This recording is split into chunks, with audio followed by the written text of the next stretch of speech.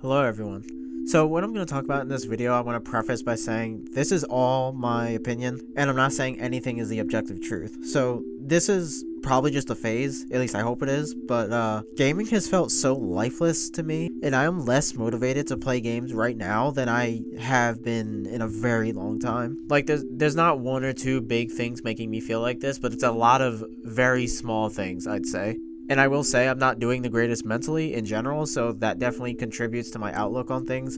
But it's not just that. I can say that with confidence. I honestly kind of just feel defeated. And it's not like I don't currently have games I want to get through. I have a solid, 3 games I've been cycling through. And I've just been getting on them less and less, to be honest. And it really has nothing to do with the games themselves, necessarily. And I know it's like, why are you getting legitimately upset over something as trivial as fucking video games, right? But it's because this has been my go-to thing and go-to escape for as long as I can remember. So naturally, I want the gaming landscape to be healthy because I spend a lot of time there, but it simply isn't, at least in my opinion. So, for one, the greed is out of control. I try my absolute hardest to avoid games that I don't want to support because I know they're greedy, but it was kind of a different case for these 2 games I'm going to bring up. Tekken 8. So, my personal favorite fighting game franchise has a fucking battle pass and a ton of completely unearnable cosmetic items in the store, because of course it does. Why the fuck does a fighting game even need a battle pass?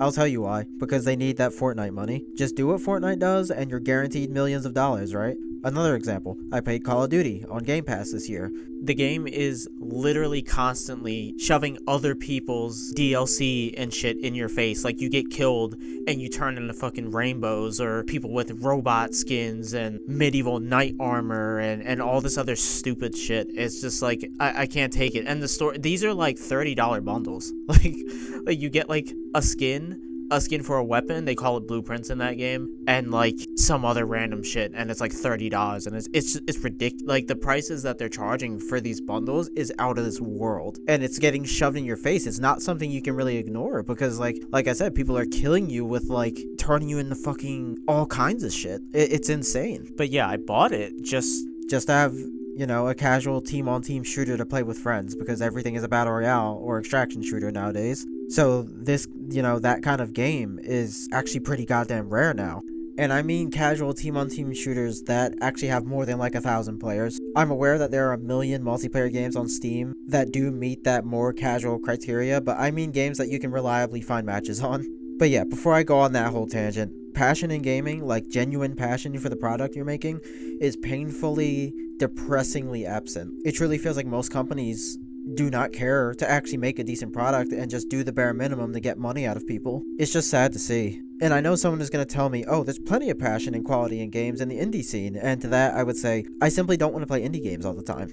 Not that I have anything against indie games, but be realistic. Indie games on average, by nature, don't have the longevity and a lot of the time the production quality of higher budget AAA or AA games. So like, you can get through them so fast, and if I were to theoretically play 10 times more indie games than I currently do, it'd be to the point eventually where I'm just burning money, $5 to $15 or so, every time I finish like a 6-hour max long game. It just isn't sustainable, at least not for me. So that's where I stand on indie games, and that is why I don't see them as the answer to my predicament. As of late, I've enjoyed remasters and remakes literally more than actual new games, because while they technically are new games by definition, the source material comes from a time in gaming that I just greatly prefer over the time we're in now.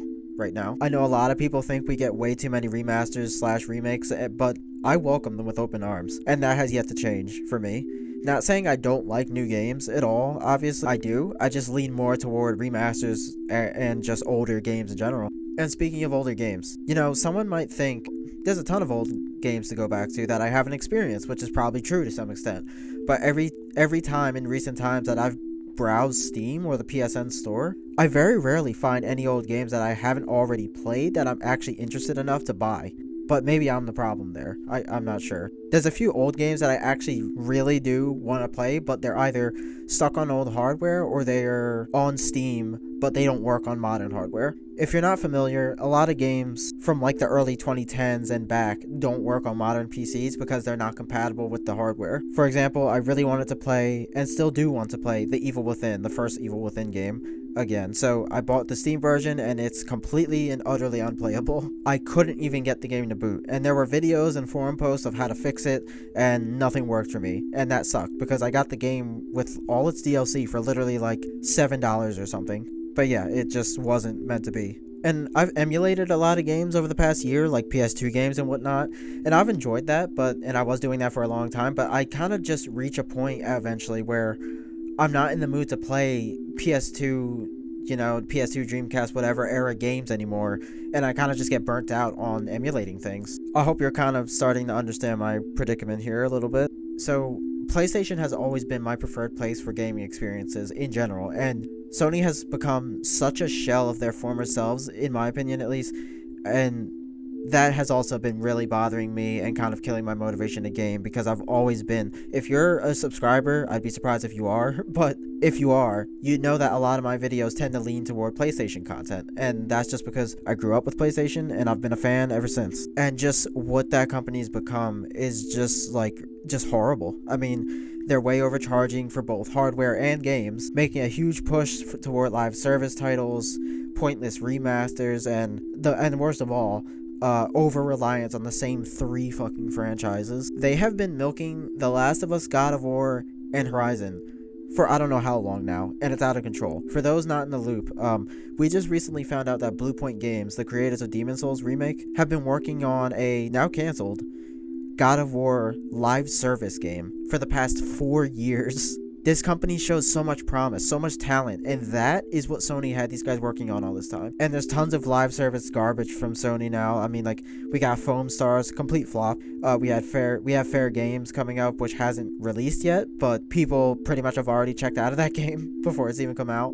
And then there's Concord, which quite literally might be the biggest flop in gaming history ever. They've just been nothing but disappointment the past few years. But yeah, I think you get the point. Let me move on before I make this entire video about Sony, because I can talk about that for hours. I'll save that for a different video. But yeah, there's games I'm looking forward to and stuff, but as for games that are actually released, nothing is holding my attention as of late, and it's just depressing, dude. This whole industry is just depressing. There's no other way to put it. I'm just really, really fed up, really tired, unmotivated. I mean, it is what it is, I guess. I'm really looking forward to Monster Hunter Wilds. Monster Hunter is one of my favorite franchises, so hopefully that game will breathe some life into me and kind of reignite my spark for gaming. We'll see what happens with that. But yeah, that's pretty much all I had to say. Does anyone else feel this way? Is anyone else just kind of at a low interest phase for gaming at the moment? I don't know. It's probably just me, to be honest, but that's about it. I'll see you guys next time. Peace.